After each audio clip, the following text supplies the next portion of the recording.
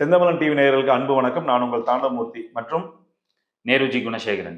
Okay, இன்னைக்கு எதை பத்தி பார்க்க போறோம்னா, இன்னைக்கு தமிழ்நாட்டிலேயே மிக முக்கியமா சீர்கேடு பண்ணிட்டு இருக்கிற இந்த டேட்டிங் ஆப்பை பத்தி தான் பேச போறோம். எதனால அப்படின்னா, இது முக்கியமா பார்த்தீங்கன்னா பெற்றோர்களுக்கான வீடியோ. தங்களுடைய பிள்ளைகள் எப்படி சீரழிக்கப்படுறாங்க, எந்த மாதிரி கெட்டு போறாங்கன்னு தெரியாத அளவுக்கு மிக நுட்பமாக தொழில்நுட்பத்தின் வாயிலாக வந்து இந்த டேட்டிங் ஆப் அப்படிங்கிற ஒரு தொழில்நுட்பத்தினால இளம் பிள்ளைகள், அதாவது +1 +2 படிச்சுட்டு இருக்கிற இளம் பெண்கள் மற்றும் ஆண்கள், கல்லூரி போயிட்டு இருக்கிற இளம் பெண்கள் மற்றும் ஆண்கள் வந்து மிக முக்கியமா இதுல வந்து கெட்டு போறாங்க.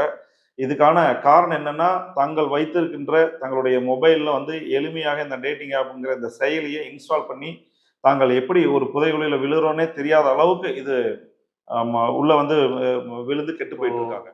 கிட்டத்தட்ட ஒரு 6 வருஷத்துக்கு முன்னாடி 2019 காலத்துக்கு நீங்க போனீங்கன்னா, பொள்ளாச்சி பாலியல் வழக்க வந்து நம்ம யாராலயுமே மறுக்க முடியாது. அத மறந்து கடந்து போகவும் முடியாது. அந்த மாதிரி நாட்டையே உலுக்கிய ஒரு சம்பவம் பொள்ளாச்சியில அரங்கேறியது. அந்த சம்பவத்துக்கு முழுக்க முழுக்க காரணமா இருந்தது Instagramமும், Facebookம் தான். ஆ யாருன்னே தெரியாத ஒரு நபர நம்பி ஒரு ஃப்ரெண்ட் ரிக்வெஸ்ட் வருது, அக்செப்ட் பண்றாங்க. Instagramலயோ, Facebookலயோ அவங்களோட வெளியில பயணம் பண்றது. அந்த மாதிரியான சூழல்ல அப்படி ஒரு சிக்கல்கள் ஏற்பட்டது. ஆனா, இந்த Instagramமும், Facebookம் சோசியல் நெட்வொர்க்கா தான் இருந்ததோ ஒழிய, இந்த மாதிரி ஒரு டேட்டிங் ஆப்பா அது உருவெடுக்கல. அப்படி இருந்த காலத்திலேயே அவ்ளோ பெரிய சம்பவம் நடந்திருக்கு அப்படிங்கும்போது, இப்ப இது டேட்டிங் ஆப்னே ஒண்ண உருவாக்கியிருக்காங்கன்னா, இது எவ்ளோ பெரிய கொடூரத்தில போய் முடியும்? ஆமா. அதாவது இந்த Facebook, Instagram வந்து பார்த்தீங்கன்னா, இது முழுக்க முழுக்க சோசியல் மீடியா. இதுல வந்து தவறா பயன்படுத்தி சில தவறுகள் நடக்கலாமே தவிர, ஆனா முழுக்க முழுக்க இது வந்து பீப்பிள் வந்து ஒண்ணுக்கு ஒண்ணு கனெக்ட் பண்றதுக்கு, தங்களுடைய நட்பு இப்ப கல்லூரி காலத்துல இருந்தவங்க வேலை செய்யும்போது கூட ஒரு தொடர்புல இருக்கிற மாரியான ஒரு சோசியல் மீடியா தான் வந்து இந்த Facebook, Instagram. இதுல வந்து பார்த்தீங்கன்னா, அவங்க வந்து யாருக்கு வேணாலும் ரிக்வெஸ்ட் குடுக்கலாம் அப்படிங்கிற வகையில அவங்கள ரிக்வெஸ்ட் குடுத்து, அந்த பெண்களைய வந்து அவங்களுடைய மாய வலையில அவங்களோட சேட் பண்ணிக்கிட்டு, அவங்களுடைய பர்சனல் நம்பர் வாங்கிட்டு, தான் வந்து ஒரு பெரிய தொழிலதிபர் இல்லாட்டி ரொம்ப பண வசதி உள்ளவங்க அப்படிங்கிற மாரியான ஒரு போலி பிம்பத்த கட்டமைச்சு, அவங்களுடைய நம்பர் வாங்கி, "நீங்க வாங்க, நம்ம ஒண்ணா மீட் பண்ணுவோம். நம்ம அங்க போலாம், இங்க போலாம்." அந்த மாரியெல்லாம் வந்து வர வச்சு, பொள்ளாச்சி அந்த பண்ணை தோட்டங்களுக்கு பெண்கள கூட்டிட்டு போயி, அவங்கள அந்த ட்ரெஸ் எல்லாம் கழட்ட சொல்லி, அத ஆபாசமா வீடியோ எடுத்து, அந்த வீடியோவ பயன்படுத்தி, அவங்க வந்து தங்களுடைய இச்சைகளுக்கும், தங்களுடைய பாலியல் தேவைகளுக்காக வந்து வலுக்கட்டாயமா அவங்க வந்து அதைய பயன்படுத்தி அந்த ரெக்கார்டெல்லாம் பண்ணி வச்சு, அது எவ்வளவு பெரிய தமிழ்நாடு தமிழ்நாடு மட்டும் இல்ல, உலகத்தையே வந்து உலுக்குற அளவுக்கு அத்தன பெண்கள வந்து இந்த சோசியல் மீடியாவ வச்சே அவங்க பண்ணியிருந்தாங்க. ஆனா, இந்த டேட்டிங் ஆப் எப்படி அது ஒர்க் ஆகுது அப்படின்னு இப்ப நாங்க இந்த பிரச்சனையெல்லாம் வந்ததுக்கு அப்புறமா நாங்க ரிசர்ச் பண்ணும்போது தான் சில அ மிக முக்கியமான தகவல் எல்லாம் எங்களுக்கு வந்து கிடைச்சது. அது பார்த்தீங்கன்னா, மிக அ அதிபயங்கரமாகவும், ஒரு ஆச்சரியப்பட வைக்கிற மாரியான ஒரு விஷயமா இருக்குது. அது எப்படி ஒர்க் ஆகுது? அது ஆக்சுவலி யோசிச்சு பார்த்தாலே நம்மளுக்கு பயமா இருக்குங்க. வருங்கால தலைமுறை வந்து எத நோக்கி போகுதுன்னே நம்மனால உணர முடியல. அ இப்போ வந்து ஒரு டேட்டிங் ஆப் இருக்குன்னா, அதுல பெண்கள் சேரணும்னா அவங்களுக்கு பணம் இல்ல. ஆனா ஆண்கள் அதுல ஒரு மெம்பர் ஆகணும் அப்டின்னா, அதுக்கு பணம் கட்டணும். இந்த ஆண்கள் பணம் கட்டி, அதுல சேர்ந்து ஒரு பெண்ணோட பேசுறாங்க அப்டின்னா, அந்த பெண்ணுக்கு இது மூலியமா ஒரு குறிப்பிட்ட சதவீதம் ஆண்கள் உதாரணத்துக்கு ஒரு ரூ. 1000 கட்டுறாங்கன்னா, அதுல ஒரு ரூ. 100 ஒரு குறிப்பிட்ட சதவீதம் வந்து பெண்களுக்கு பணமா போய் சேருது. அ இப்போ ஒரு 15, 16 வயசு பொண்ணு. ஆ நாங்க பொண்ணுங்கள மட்டும் ப்ளேம் பண்ணல. ஆண்களையும் தான் சேர்ந்து ப்ளேம் பண்றோம். 15 வயசு பையனும் சரி, 15 வயசு பொண்ணும் சரி, இப்ப கொரோனா வந்ததுலேருந்து எல்லாத்து கையிலயும் ஃபோன் வந்து ரொம்ப ஈஸியா ஆக்சஸபிளா இருக்கு. அவங்க எந்த வெப்சைட் வேணாலும் அவங்கனால வந்து சஃபர் பண்ணி பார்க்க முடியுது. ஸோ, அ இப்ப அவங்க இந்த மாதிரியான காலகட்டத்தில, ஒரு 15 வயசு பொண்ணுக்கு ஒரு நார்மல் ஃபோன், ஆண்ட்ராய்ட் ஃபோன் வச்சிருக்கிறவங்க, நான் ஐஃபோன் வாங்கணும்னு ஆசை இருக்கலாம். அதுக்கான ஆக்சஸரீஸ் வாங்கணும்னு ஆசை இருக்கலாம். லேப்டாப் வாங்கணும்னு ஆசை இருக்கலாம். நல்ல ஃபேஷனபிளான ட்ரெஸ்ஸஸ் போடணும்னு ஆசை இருக்கலாம். இந்த மாதிரியான தேவைகளுக்கு ஒவ்வொரு தடவையும் பேரண்ட்ஸ போய் இப்போ கேட்க வேண்டிய சூழலே அவங்களுக்கு ஏற்படாது. அவங்க இந்த மாதிரி ஆப்ஸ பயன்படுத்த ஆரம்பிச்சாங்கன்னா. இந்த மாதிரியான தேவைகளுக்கு கன்டினியூஸா அவங்க சின்ன சின்ன அமௌண்ட்டுக்காக 1 மணி நேரம் பேசினா ரூ. 100 கிடைக்குது. 2 மணி நேரம் பேசினா ரூ. 100 கிடைக்குதுன்னு தொடர்ச்சியா ஆண்களோட அவங்க வந்து யாருன்னே தெரியாத ஒரு ஆண்களோட பேசுற சூழல் இன்னும் நீடிக்கும் பட்சத்தில, அடுத்த கட்டமா அவங்க வந்து ஒரு ஆப் மூலியமா பேசுறதுக்கு தங்களோட பெர்சனல் நம்பரையே குடுத்து, பெர்சனல் கான்டாக்ட்ஸே குடுத்து பேசினா இன்னும் அதிகமா பணம் வரும்னு சொல்லி அதாவது நெருஜி, இப்ப இதுல வந்து அந்த பெண்கள் சிக்கிறதுக்கான மிக முக்கியமான காரணம் என்னன்னா, ஆண்கள் வந்து அந்த ஆப்ப டவுன்லோட் பண்ணி பெண்களோட பேசணும் அப்டின்னா, ஆண்கள் வந்து அந்த ஆப்புக்கு பணம் கட்டணும். ரூ. 100, ரூ. 500, ரூ. 1000 அந்த மாரி பணம் கட்டணும். ஆனா, அந்த ஆண்கள் பேசக்கூடிய பெண்கள் இருக்காங்க இல்லையா, அந்த பெண்கள் அந்த ஆப்புக்குள்ள வரணும் இல்லையா, அதுக்காக அந்த ஆப் நடத்துற அந்த முதலாளிகள் என்ன பண்றாங்க, பெண்களை சிக்க வைக்கிறதுக்காக பெண்கள் பணம் கட்ட தேவையில்லை. ஆமா. அதே சமயத்துல நீங்க ஆண்களோட பேசுனா ஆண்கள் கட்டக்கூடிய பணத்துல 1% உங்களுக்கு நாங்க அவங்க கொடுப்போம் குடுப்பாங்க. அப்படிங்கிற மாதிரி அதை ப்ரோமோட் பண்றாங்க. ப்ரமோட் அதனால அது பண்றாங்க. என்ன ஆகுது அப்படின்னா, ஆண்கள் வந்து ஒரு 5 நிமிஷம் ஒரு பெண்ணு கிட்ட பேசணும் அப்படின்னா 5 நிமிஷத்துக்கு ₹100 கட்டணமா செலுத்த வேண்டியது இருக்கு. ரூ. 100 கம்மிங்க. இப்ப நான் சமீபத்தில ஒரு பையன் கூட பேசும்போது இந்த மாதிரி நடந்துருச்சுன்னு இத பத்தி ஒரு ரிசர்ச்ல இறங்கும்போது அந்த தம்பி சொல்றான்.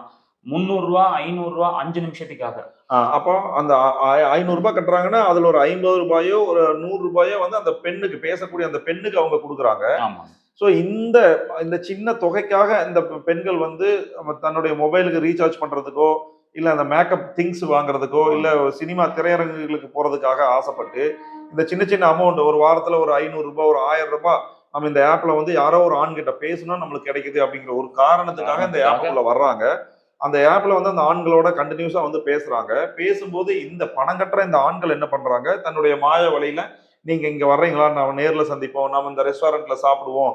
நம்ம இந்த இடத்துக்கு போவோம் அப்படிங்கிற மாரி அவங்க பேசி அந்த பெண்ணுடைய பர்சனல் நம்பர நம்பர். வாங்கி, அந்த பெண்கள வந்து வர சொல்றாங்க. ஆனா இந்த ஆண்கள நம்பி இந்த நம்பி போற அந்த இளம் பெண்கள், கல்லூரி பெண்கள், பள்ளியில படிக்கிற பெண்கள், மற்றும் பார்த்தீங்கன்னா, சில குடும்ப பெண்களே வந்து இதுல கூட மாட்டியிருக்காங்க. ஆமாங்க. ஆமா. அப்போ அந்த அந்த ஆண நம்பி அந்த அந்த ஆண் சொல்ற அந்த இடத்துக்கு போற அந்த பெண், அங்க ஒரு ஆண் இருக்கானா? அவன் என்ன நிலையில இருக்கான்? அவன் ட்ரக்ஸ் யூஸ் பண்ணியிருக்கானா? அவன் எங்க வர சொல்லியிருக்கான்? அவன் எதுக்காக நம்மள கூப்பிடுறான்?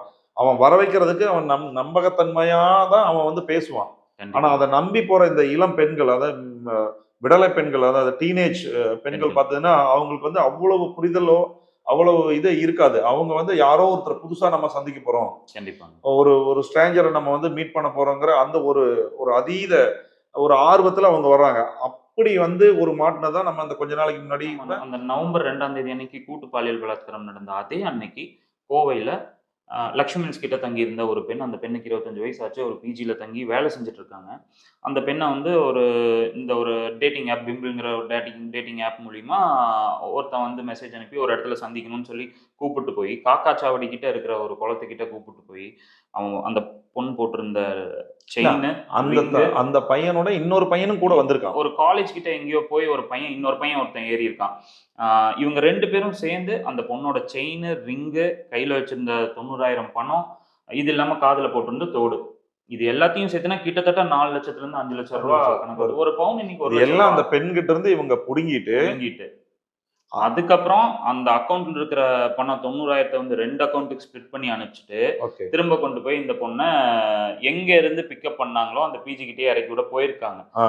அப்போ வந்து அந்த பொண்ணு எனக்கு டைம் ஆயிடுச்சு. இனி பிஜில அலோவ் பண்ண மாட்டாங்கன்னு சொன்ன உடனே, இவங்களே ஒரு ஹோட்டல்ல ஒரு 5 ஸ்டார் ஹோட்டல் அது. ஆ.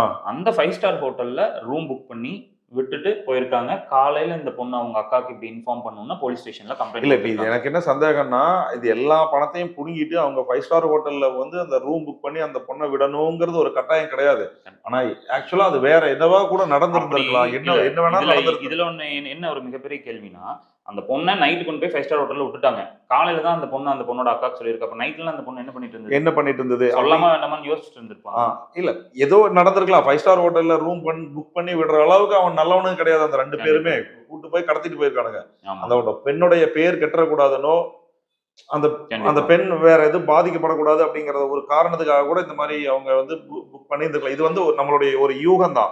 ஸோ இது வந்து என்னன்னா, இந்த பாதிக்கப்பட்ட பெண் இந்த அளவுக்கு ஒரு தைரியமா அவங்க சொல்லியிருக்காங்க அப்படிங்கிற விதத்துல நம்ம அந்த பொண்ண வந்து நம்ம பாராட்டலாம். ஆனா எத்தனை பெண்கள் இது வெளிய சொன்னா நம்மளுடைய பேர் கெட்டு போயிடும். நம்ம அப்பா, அம்மாவுக்கு தெரிஞ்சதுன்னா நம்மள வந்து லைஃபே காலேஜோ, போயிரும்னு நெனைக்கிற ஸ்கூலுக்கோ போ வேண்டாம்ன்னு பெண்கள் நெறைய சொல்லிடுவாங்க. பேர் இருப்பாங்க. அந்த மாரியான இதுல வந்து எத்தன பேர் சொல்லாம தனக்குள்ள புழுங்கிக்கிட்டு இருக்காங்க அப்படிங்கிறது தெரியாது. இது மட்டும் இல்லாம பெண்களுடைய புரொஃபைல்ல ஆண்களே அன்பு.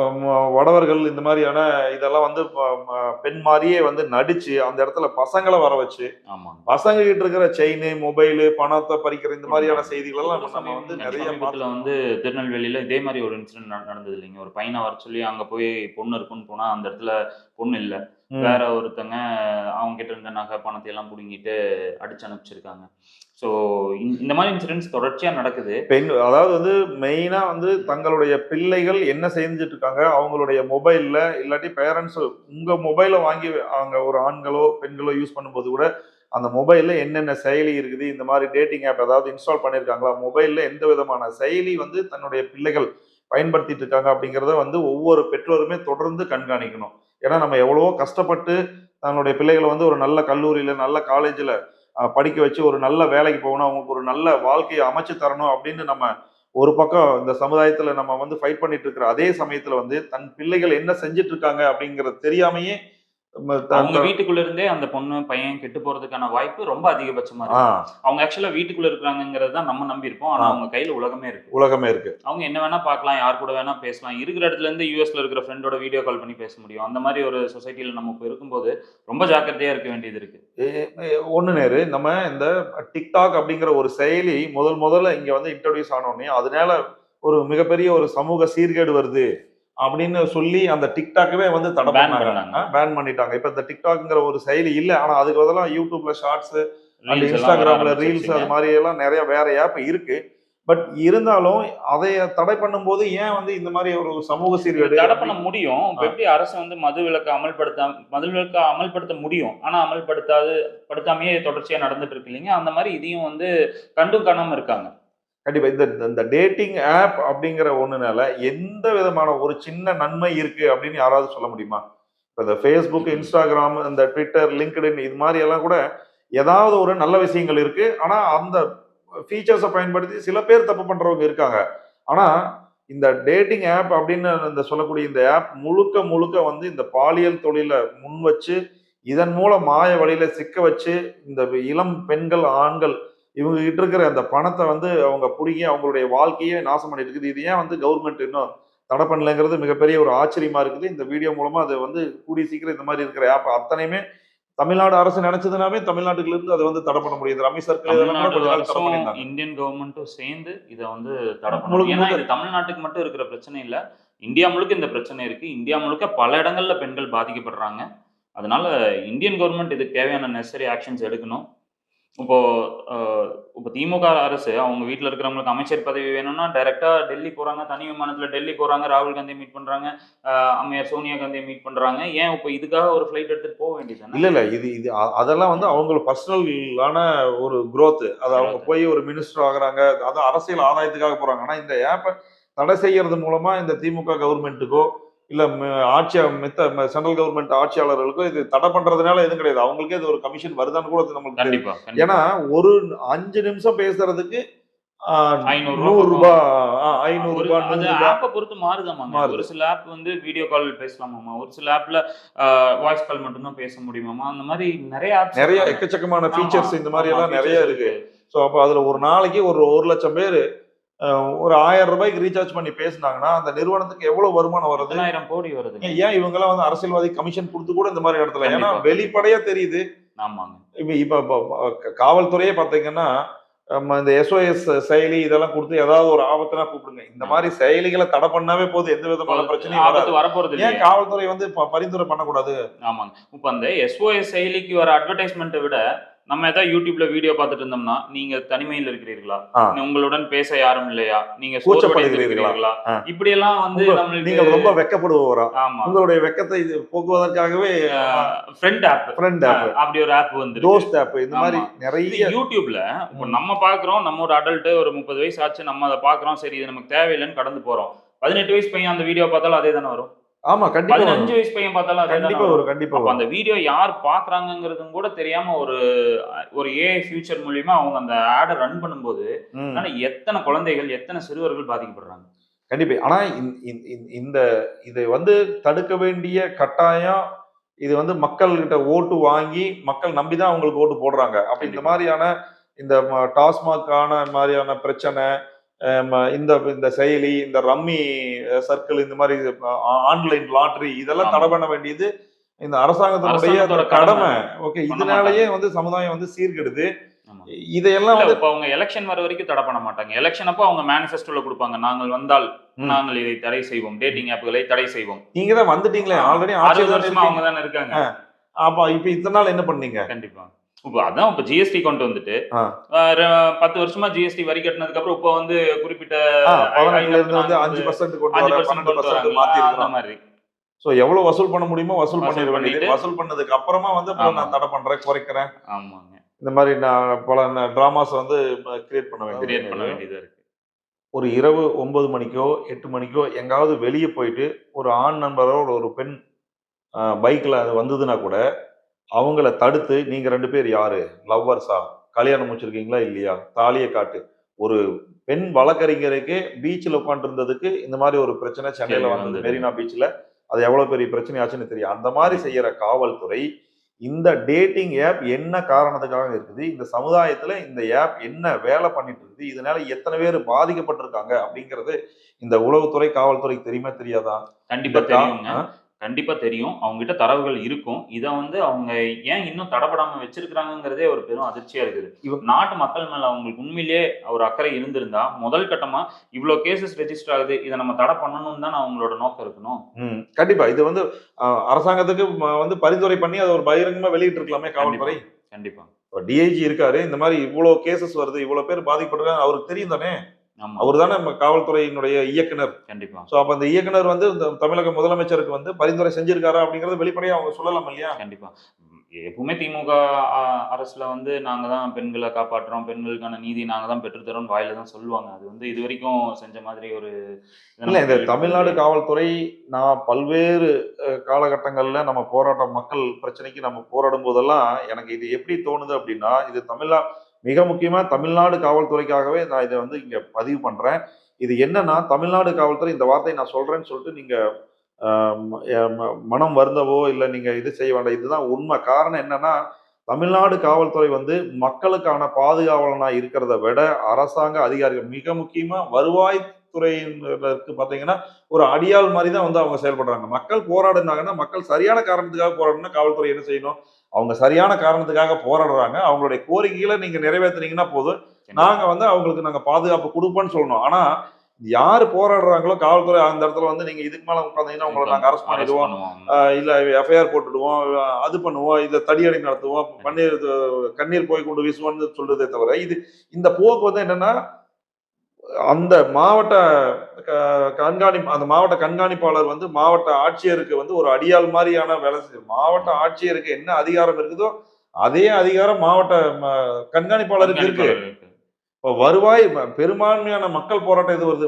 வருவாய் துறையினர் எங்கெல்லாம் வந்து தங்களுடைய கடமைய சரியா செய்யல, ஃபெயில் ஆகுறாங்களோ, அதனால தான் மக்கள் அந்த மக்கள். வீதிக்கு வர வேண்டிய காரணமே வருவாய்த்துறை தான் மிக முக்கியமான காரணம். கண்டிப்பா. அப்போ அவங்களுக்கு அழுத்தம் குடுத்து அதை சரி செய்யணும் அப்படிங்கிற அந்த போக்க விட்டுட்டு, இவங்க மக்கள தான் வந்து அச்சுறுத்துறாங்க. அச்சுறுத்தல். இப்ப இவங்க வந்து டாஸ்மாக் நடத்துறதுனால தான் இவ்வளவு கொலை, கொள்ளை நடக்குது அப்படிங்கிற இத வந்து டிஐஜி தலைமைச் செயலாளருக்கோ, இல்ல முதலமைச்சருக்கோ பரிந்துரை பண்ணல. அத பண்றது கிடையாது. பண்றது கிடையாது. என்ன நடத்துறது கடைய இவங்களே கடைய நடத்துவாங்க. இவங்களே பக்கத்துல பார் நடத்துவாங்க. ஆனா அங்க குடிச்சிட்டு வெளிய வந்தோனே 10 வாய் இடத்துலயும் ஊத சொல்லி ரூ. போலீஸ் நிப்பாங்க. 10,000 ஆமா. 10 அடி இப்போ தூரத்துல கடையில, பார்ல சரக்க விக்கிறவனும் கவர்ன்மென்ட் எம்ப்ளாயி தான். அங்க நின்னு காவல்துறையில நின்னு ஒரு குடிக்கிறவனும் 10 அடி தள்ளி நின்னு புடிக்கிறவங்களும் கவர்ன்மென்ட் எம்ப்ளாயி அதே தான். எம்ப்ளாயி தான். அப்போ சரக்கு வாங்குறதுக்கும் நம்ம ஆள் தான் காசு குடுக்கணும். ஆமா. அங்க போய் காவல்துறையினருக்கும் குடிச்சிட்டு வந்ததுக்கு ஆமா, பெனால்டியும் வந்து ஆமா. மக்கள் தான் வந்து கட்டணும். இதே கட்டணும். போக்கு தான். இந்த ஆப் இதையெல்லாம் வந்து நீங்க தடை பண்ணீங்கன்னாவே இந்த மாரி குற்றங்கள் உங்களுடைய வேலை எளிமையா நடக்கும். அதை கண்டிப்பா. ஏன் நீங்க வந்து அதை சரி நீங்க வந்து அரசாங்கம் செய்யுது இல்ல. தலைமைச் செயலாளர் உங்களுடைய பரிந்துரை ஏற்கிறார் இல்ல. குறைந்தபட்சம் தமிழ்நாடு காவல்துறை இந்த சீர்கேடுகளுக்கெல்லாம் இதுதான் காரணம். இத நீங்க பண்ணீங்கன்னா இது நடக்காது அப்படிங்கிற நீங்க ஒரு பரிந்துரை வச்சிருக்கீங்களா? அப்படிங்கிறத நான் உங்களுக்கு பகிரங்கமா இது மூலமா நான் இப்போ கேட்டுக்கிறேன். ஒரு எல்லாத்துக்கும் தெரிஞ்ச விஷயம் தான். நம்ம யுஎஸ்ல வந்து பிரசிடென்ட்டா ஒபாமா இருக்கிறப்போ, ம். ஒருத்தர் வந்து சொல்லியிருக்காரு, மைக்ரோசாஃப்ட்ல வந்து மைக்ரோசாஃப்ட்ன்னு இல்ல, ஜெனரலா எல்லா ம். கம்பெனிஸ்லயுமே வந்து இந்தியன்ஸ் தான் அதிகமா வேலைக்கு எடுக்குறாங்க. ம். ஆ அதுலயும் குறிப்பா மைக்ரோசாஃப்ட்ல வந்து 60% ஆஃப் த எம்ப்ளாயீஸ் வந்து இந்தியன்ஸா தான் இருக்காங்க. அப்படின்னு சொல்லியிருக்காங்க. அப்போ ஒபாமா அவர்கள் வந்து மைக்ரோசாஃப்ட் நிறுவனத்த வந்து சந்திச்சு பேசும்போது அவர்கிட்ட கேட்டிருக்காங்க, பில்கேட்ஸ் கிட்ட, "ஏன் நீங்க வந்து இந்தியன்ஸ் அதிகமா வேலைக்கு எடுக்குறீங்க?"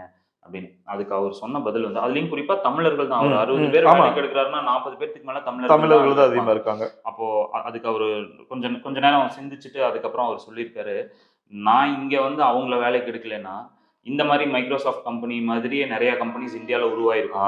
அப்படின்னு அவரு பதில் சொன்னார். சொல்லி அப்போ நம்ம கிட்ட யங் பீப்பிள்ஸோட பவர் அவங்களோட ரிசோர்ஸஸ் இருக்கு. ஆமா ரிசோர்ஸஸ் இருக்கு. நாலெட்ஜபிள் ரிசோர்ஸ் இருக்கு. ஆமாங்க. அத வந்து இந்த அரசாங்கம் சரியா பயன்படுத்தாம அவங்களோட கவனத்த வந்து சிதறடிக்குது. இல்ல ஒரு மூளைய பக்கம் மழுங்கடிக்கிற மாரி, அன்லிமிட்டெட் என்டர்டைன்மெண்ட், என்டர்டைன்மெண்ட். அதாவது வந்து அதிகப்படியான திரைப்படங்களை வந்து திரை கவர்ச்சி. திரை கவர்ச்சி. அடுத்தது மது. மது.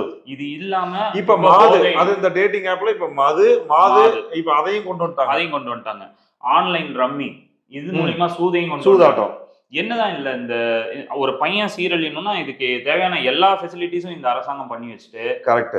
அப்புறம் வந்து பையன் நீட்ல ஃபெயில் ஆயிட்டான். பையன் வந்து ஒரு ஐஏஎஸ் எழுதுனா நார்த் இந்தியன்ஸே ஐஏஎஸ்ல இல்ல வராங்க. என்ஜினியரிங் முடிச்சிருக்காங்க, ஆனா பையனுக்கு வேலை வேலை கிடைக்கல. கிடைக்கல. ஏன்னா நம்ம நிறைய இடத்துல இந்த டிஎன்பிசி குரூப் 4 எக்ஸாமுக்கு நம்ம என்ஜினியரிங் முடிச்சவங்க எத்தனை பேர் வந்து இந்த கீழ்நிலையான தொழிலுக்கு கிளர்க்கு, அந்த ஆமா.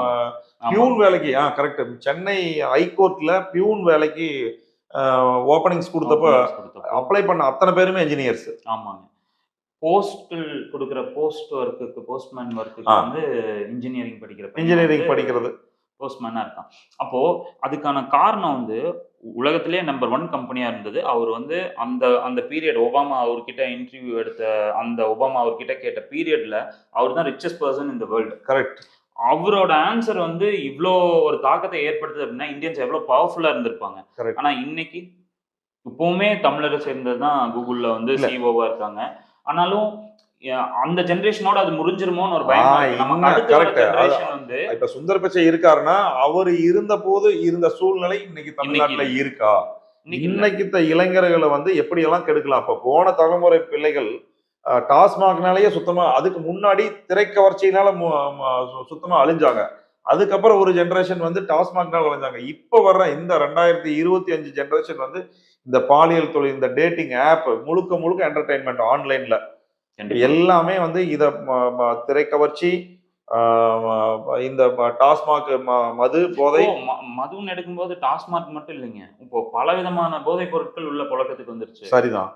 அந்த மாதிரி நீடில் இன்ஜெக்ஷன் எல்லாம் எடுத்து யூஸ் பண்றாங்க. கஞ்சாவெல்லாம் வந்துங்க முதல்ல வந்து பாத்தீங்கன்னா 20 வருஷத்துக்கு முன்னாடி தெருவுக்கு தெரு எப்படி வெத்தலை வைப்பாங்கல்ல, அந்த கூடையில வச்சு, அந்த அளவுக்கு வந்து இன்னைக்கு கஞ்சா புழக்கம் வந்து அதிகமா இருக்கு. அதை யாருமே மறுக்க முடியாது. இது காவல்துறைக்கும் தெரியும், பொதுமக்களுக்கும் தெரியும். இத பண்றது எல்லாமே இந்த சின்ன சின்ன பசங்க தான், சின்ன குழந்தைங்க. இந்த பசங்க தான் வந்து முழுக்க முழுக்க இந்த இதனால வந்து கெட்டு போய் பையங்க வாத்தியார் கத்தியில குத்த போறாங்க. இதுக்கெல்லாம் அடிப்படை காரணம் என்ன?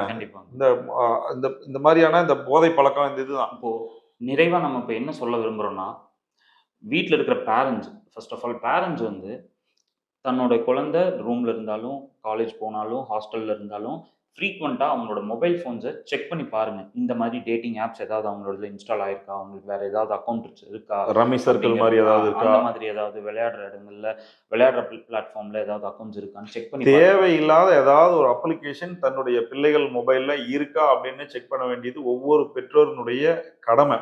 அந்த ஆப் வந்து அது என்ன ஏதுன்னு தெரியலனா கூட அந்த ஆப் ஓபன் பண்ணி அது என்ன பண்ணுது, அதை ஓபன் பண்ணி அது எதுக்காக அதை இன்ஸ்டால் பண்ணிருக்காங்க அப்படிங்கறத நீங்க வாரத்துல ஒரு டைமாவது நீங்க அதை வந்து செக் பண்ணா மட்டும்தான் உங்களுடைய பிள்ளைகளை காப்பாற்ற முடியுமோ.